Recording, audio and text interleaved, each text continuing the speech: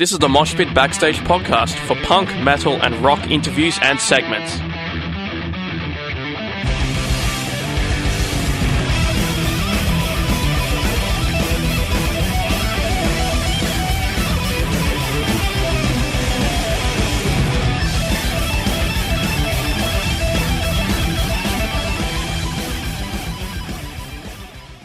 Jim Gray is the vocalist of Caligula's Horse, who are releasing their fourth studio album, In Contact, on September 15th.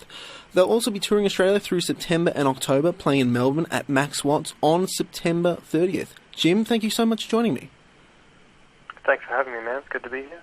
You're really welcome. Now, this album, so you released the last one, Bloom. When do you sort of conceive of what this album's going to become, like the thrust of it, and how does that come about?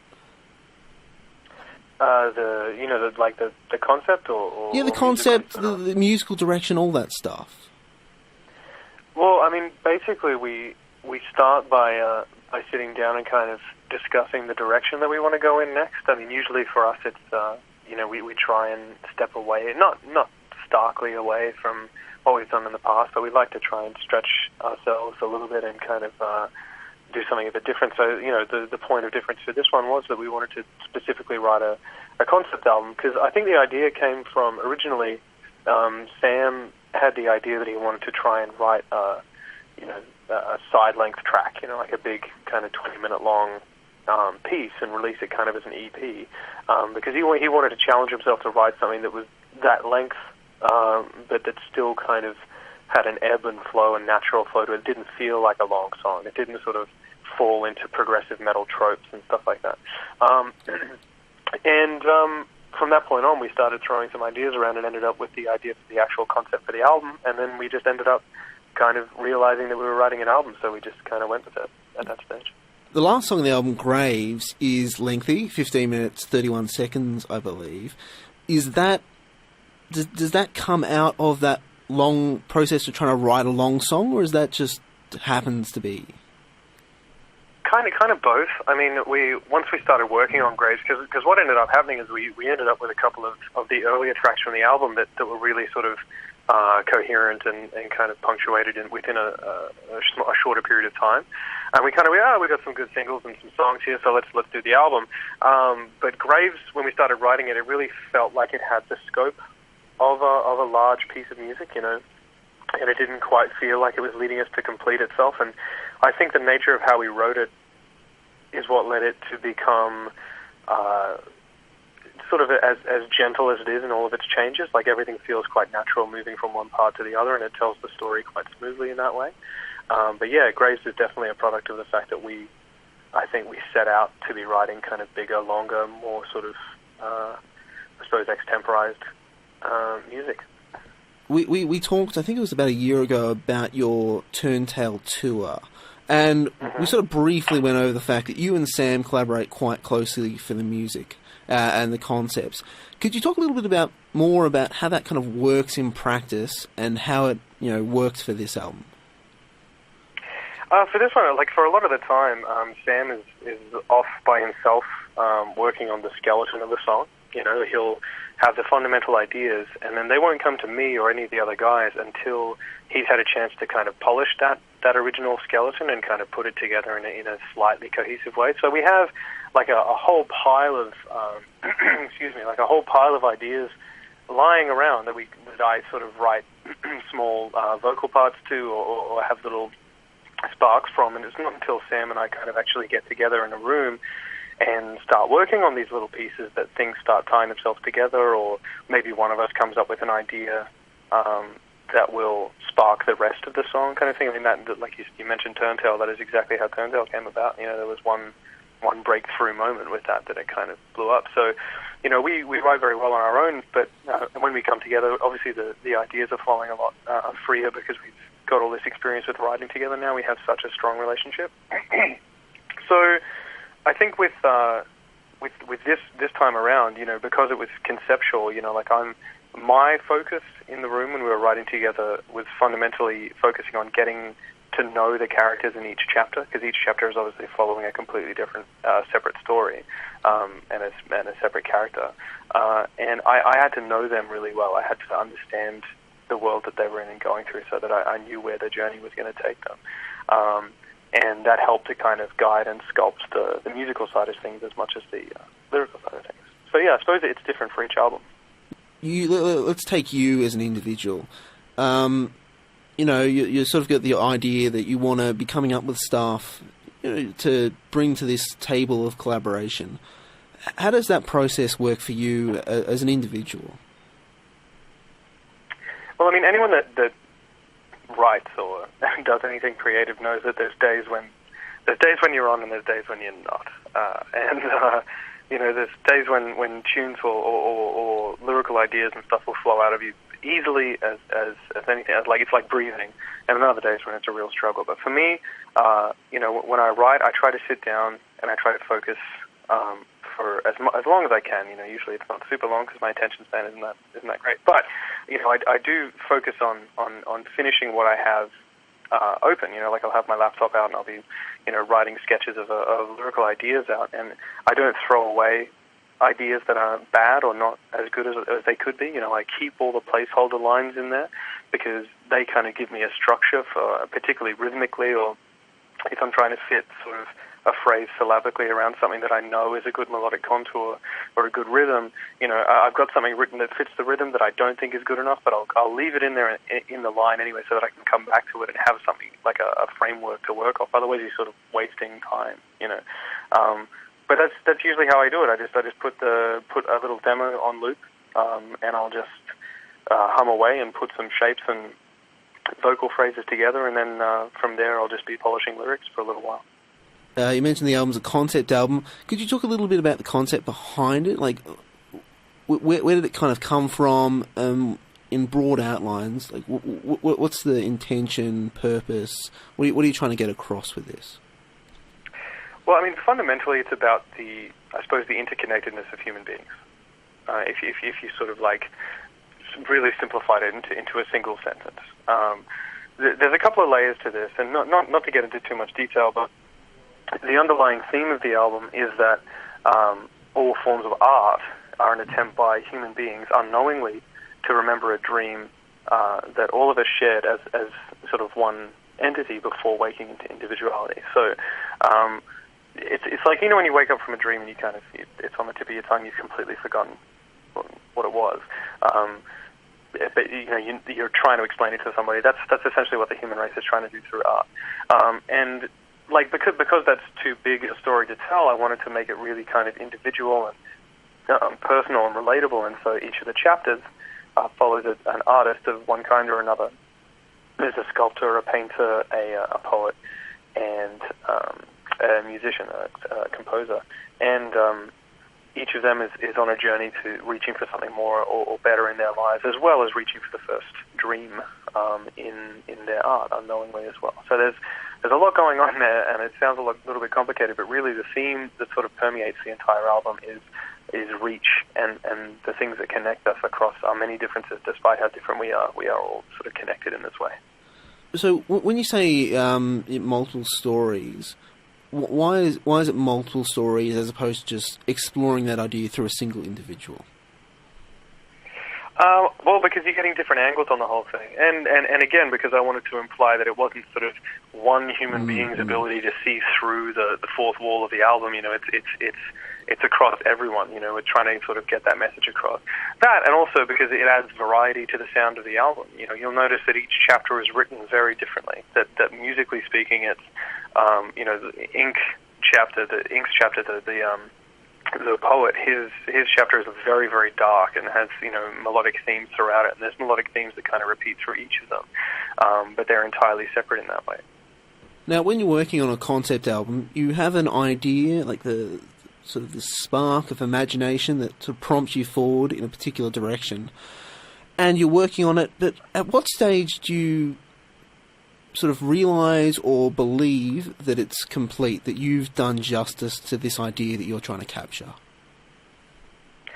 Well, I suppose with us, we put everything through the fine-tooth comb machine. It's like Sam and I are not going to let anything go until we know that like we're not even going to demo it. We're not even going to officially put it down. Like we'll do scratch demos out of Sam's home studio, but then we're not going to demo it properly until we know that this thing is a complete piece of work. And before that even happens, we've gone through and analyzed every line, every part to make sure that it has everything that it needs. And on top of that, the other part that makes it complete, is deadlines. It's having these looming dates that you need to have this off to mastering by. Otherwise, it'd never get done at all. You've mentioned elsewhere that the album's sort of heavier, darker, which definitely shines through, particularly in a couple of tracks. Is that because it's kind of a more personal kind of idea, very much telling stories about individuals, artists like yourself? Not intentionally, really. It's again, the darkness sort of comes from us sort of stepping away from Bloom a little bit, kind of like, well, what's the point of difference between Bloom? Like, what can we do differently? How can we move forward? And obviously, going in a sort of a heavier direction is an obvious one, given that Bloom is a lot lighter and kind of more colourful.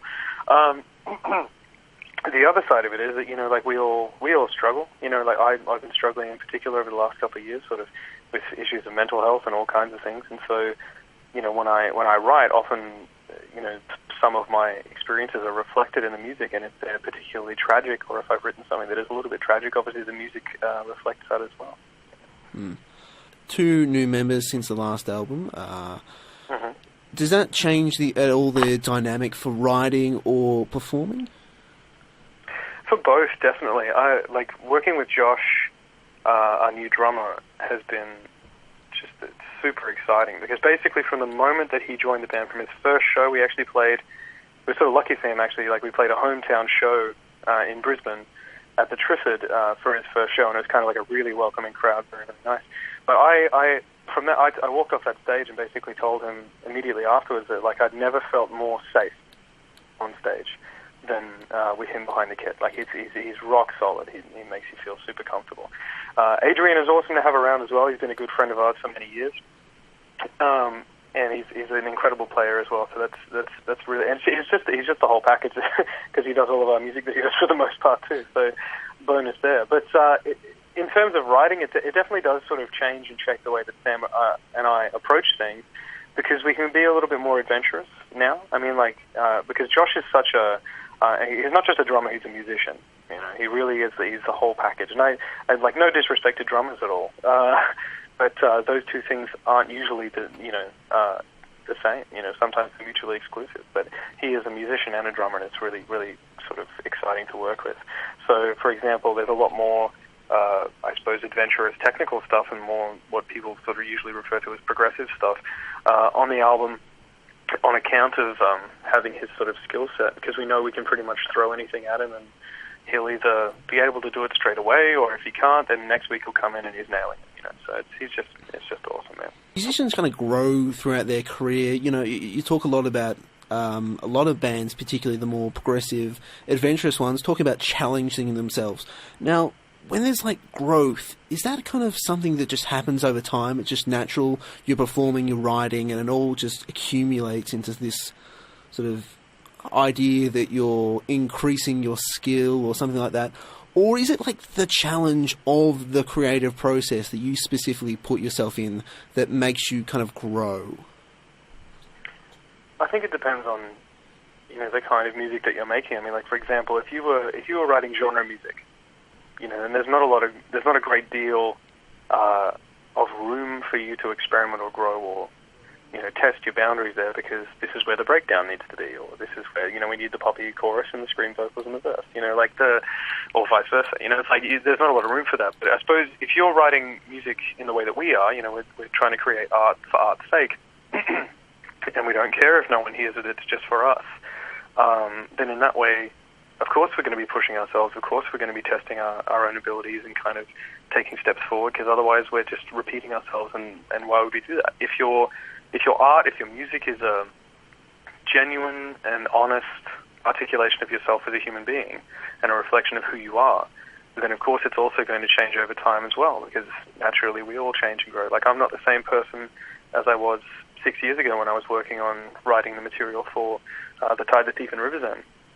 which is why I find it so funny that, you see comments and stuff around the internet, which is dangerous waters if you're a sensitive soul like me, but going and you sort of see comments about previous work and saying like, oh, I really wish they'd do something a little more like Type Dip and Riverside. And I'm like, well, man, I'm not 24 anymore. You know what I mean? Like I'm 30. I'm now a dad. Like I've had a lot of changes in my life, and of course my music is going to reflect that too.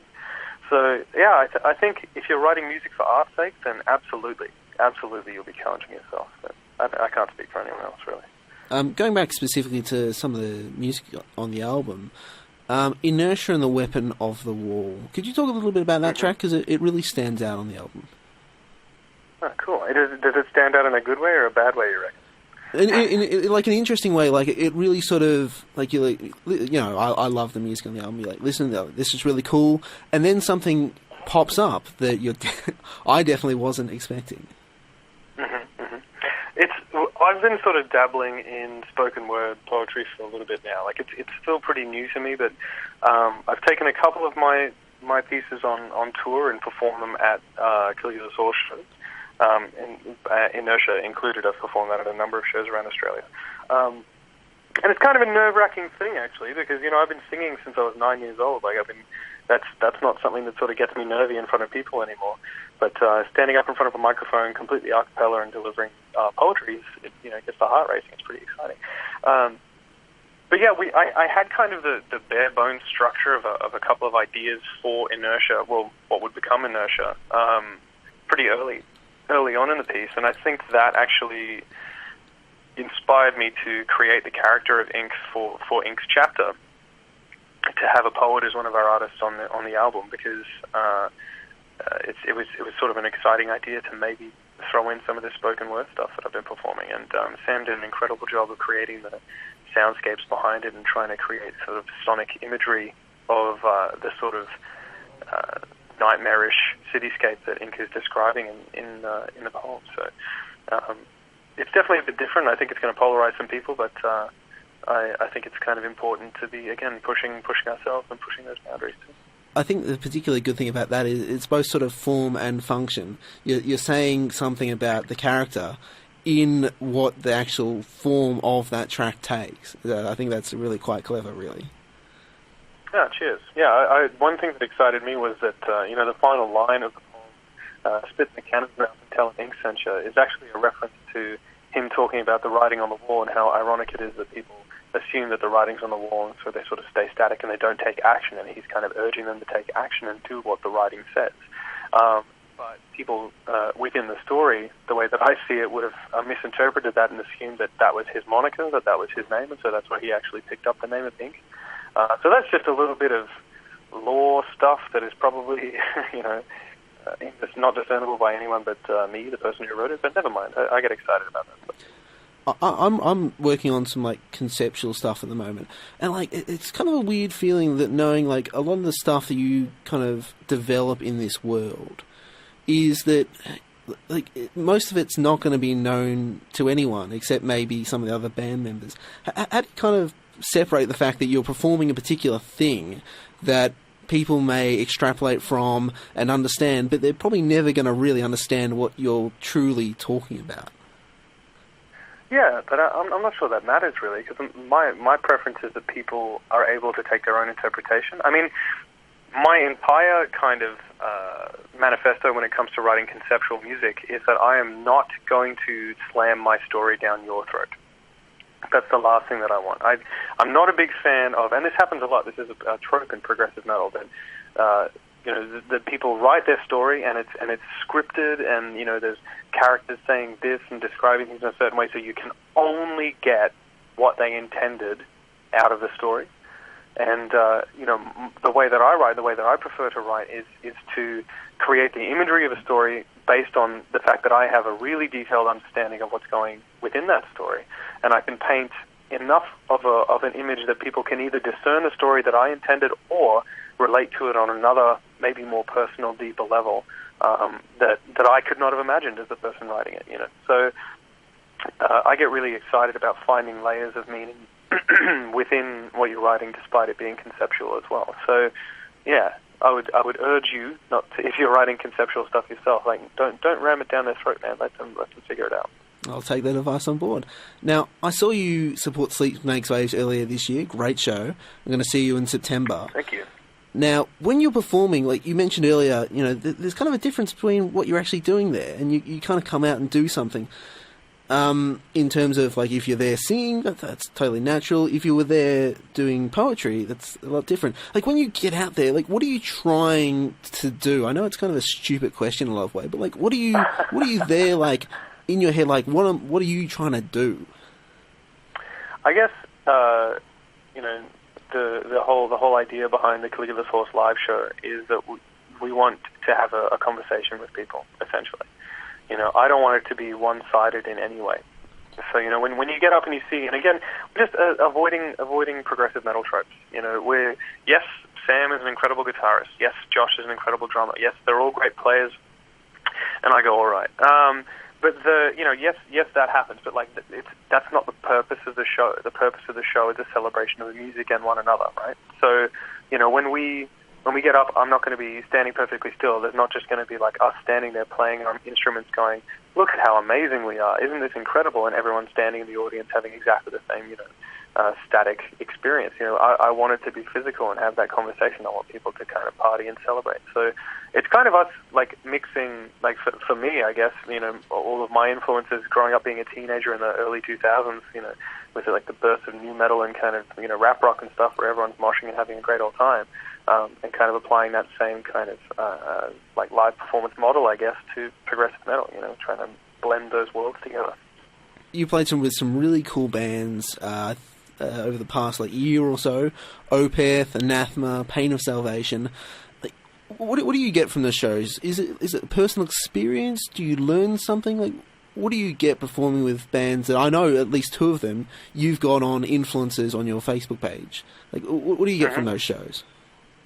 Well, I mean, you're like, no matter who we tour with, whether it's another Australian band or you know, a huge band like Opeth, like, there are no times when I walk away from a tour with another band and I haven't learned something. You know, like I always watch and I always sort of try and pick something up from what they're doing on stage that maybe I could do better, or you know, an approach to even interacting with the audience. Like watching Michael from Opeth talk to a crowd, it's like nothing else. But dude's always on, and it's really, really cool to watch.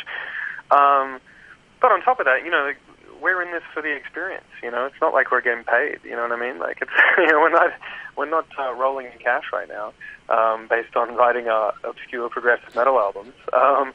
So, you know, for us, it's about going and meeting these people and playing with people that we respect, and you know, becoming their peers musically, and you know, having that. Like, I think one of the highlights for me was playing in Pratteln in Switzerland, which is the German area of Switzerland, I think. And that was with Opeth, and playing this enormous venue packed with people and having them be so welcoming, both the band and their audience, you know, so welcoming to us, having come so far and meeting so many wonderful people. So it really is about the experience for me. One last question. We talked a little bit last time about you getting into some prog music. When did you first start getting into heavy music? It's hard to say. I think I was sort of late to it, if I'm honest, because, you know, I was singing in choirs and doing the classical voice thing for a long time. But then probably around the age of 14, 15, like, I mean late to it in that, like, you know, I know Sam's been listening to heavy music since he was like 9.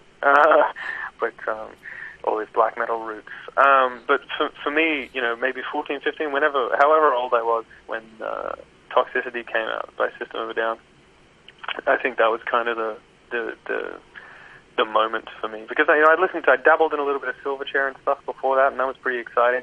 But then, you know, I remember seeing the video clip for Chop Suey come on TV, and it just like rushed past me like a gust of wind, and I went, "What the flip was that?" You know, hey, how good was that? I censored myself. That was really nice.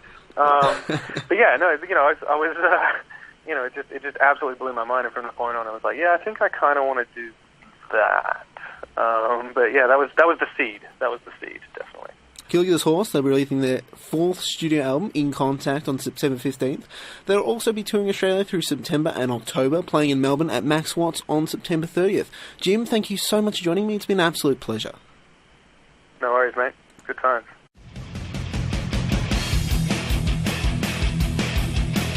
Thanks for listening to the Moshpit Backstage podcast. You can subscribe to us on iTunes and Omni. To find out more about the show, go to www.syn.org.au/moshpit. Like us on Facebook at facebook.com/moshpitonsin and follow us on Twitter and Instagram at moshpitsin. The regular Moshpit radio show broadcasts punk, rock and metal tunes and interviews every Thursday nights on Sin 9.7 on FM and digital radios. Listeners outside of Melbourne, Australia can stream Sin 9.7 online at www.syn.org.au. Thanks to Vintage Ruin for the music. Hi, this is Tomato from Flash Gun Apocalypse. Hi, I'm Enid from Girls School. I am Phoebe Pinnock from Heavenly Axe. Hey, this is Gary Oldmead of the Misfits. Hey, this is Kat Sproul from Horizon's Edge, and you're listening to the Moshpit on Sin FM.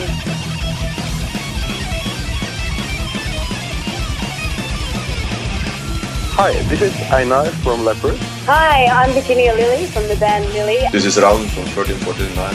Hey, what's up, everybody? This is Ali from Beaverhead.